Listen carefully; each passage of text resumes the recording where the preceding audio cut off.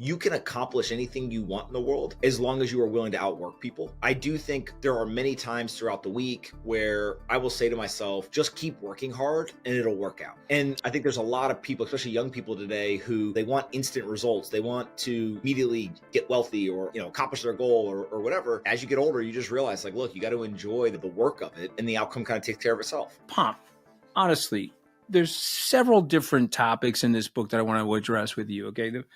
The first one is non-reciprocity, okay, or non-linear. And what I mean by that, the genius of your book is to be non-transactional, to be non-linear, to call your friends for no reason, to reach out to people, to make the anonymous check to a charity, not even for the charity, but because for yourself, because it makes you feel good.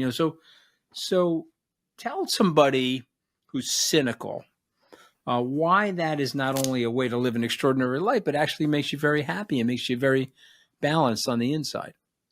Yeah, I think most people are optimizing for what do I get out of life? And what I've found is what you put into life drastically determines what you get out of it. And so if you think about investing, the amount of work you put in will determine the return you pull out. If you think of relationships, the amount of effort or time you put in will determine the joy that you get out of it. You can kind of just go throughout life, and it's a lot like leadership. A lot of people think leadership is all about kind of beating your chest and, hey, I'm in charge. But what you find is the best leaders understand that leadership is about service. How do you serve the people that you're supposed to be leading? And so I think that is a key theme throughout the book because it's just true. You write in this book on page 125 something that is incredibly hard for people to do. Okay, so I'm going to read what you wrote. Your life changes once you realize that no one else's opinion matters as long as you know who you are. Or as my grandmother would say, what other people think of you is none of your business. Now, I've been brutalized in the press. I've been ripped up, particularly after my White House firing. And this is a hard thing to do. Okay, I'm not saying I'm perfect at it, but I think I'm pretty good at it because I don't give a shit. Okay, and I've been able to release myself from what you describe as a mental prison where I don't really care what other people think about me. Here, I'll show you something. Okay, look, this is me sinking in a Bitcoin boat. See, we got comedians at SkyBridge, right? So they made a bobblehead of me, right? Look at me sinking in the Bitcoin boat because I was getting torched in Bitcoin about 2 years ago after the FTX debacle. You either give a shit, Anthony, or you don't. How do you get your mindset around not giving a shit? I once heard a quote that said something to the effect of, don't worry about the opinions of people you wouldn't ask advice from. And so there's this thought process of if you know who you are, if the people around you know who you are, then just keep going forward. And the world is full of kind of short-termism. And people will jump from, whatever the latest shiny thing is to the next one very quickly. But what I have found is if you take the perspective whenever you're going through the shit, what can I learn from this? What can I take away? And the more that you can, glean insights or glean lessons from even the bad times, it in a weird way makes you thankful for them.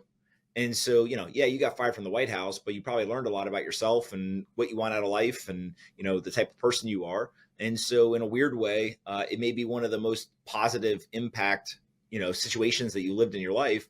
But it's all about mindset. It's all about, did I actually take information out of this or did I just get punched in the face and, everyone made fun of me on the internet and that's all that situation. Yeah, but does it really affect my life? I'm still having I got my Starbucks. I'm still having my Starbucks. Still good looking. You're still athletic. You're still rich. Like we get it. We're trying to all be like, yeah. Okay, yeah, this is why you're so good. Flattery will get you everywhere with the Scaramuccis. Okay.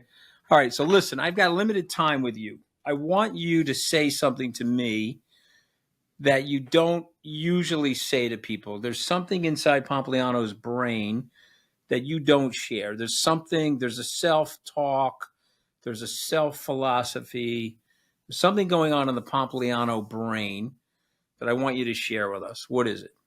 Well, I think there's two things that probably people would appreciate. One, and Italians more so than most, I think, understand this. But my wife and I always repeat the same thing to each other at different times throughout our life, which is like, it ends with us. And it's this idea that when you grow up, you are taught a bunch of things. You pick up habits, you pick up different components. Thankfully, the bad habits in my life are not alcoholism or, very serious things, but simple things like growing up, we used to eat a very carb heavy diet at 9 p.m. every night. You're kind of a classic Italian family. And so that's probably not the healthiest thing. And this idea of like it ends with us is ending these kind of generational situations where we just said, look, we're going to eat healthy and we're not going to eat at 9 p.m. And, I know that I grew up in that household, doing that, but that's not what I want for my kids. And so we're going to go a different direction. So I think a lot of people, they feel empowered when they realize like you can change those generational things if you recognize them and then are intentional about it. And then the second thing is, it's weird to say out loud, but you can accomplish anything you want in the world as long as you are willing to outwork people. And I do think there are many times throughout the week where I will say to myself, whether something's going well, not going well, whatever, is just keep working hard and it'll work out. And I think there's a lot of people, especially young people today, who, they want instant results. They want to, immediately get wealthy or accomplish their goal or whatever. And as you get older, you just realize like, look, you got to enjoy that, the work of it. And the outcome kind of takes care of itself.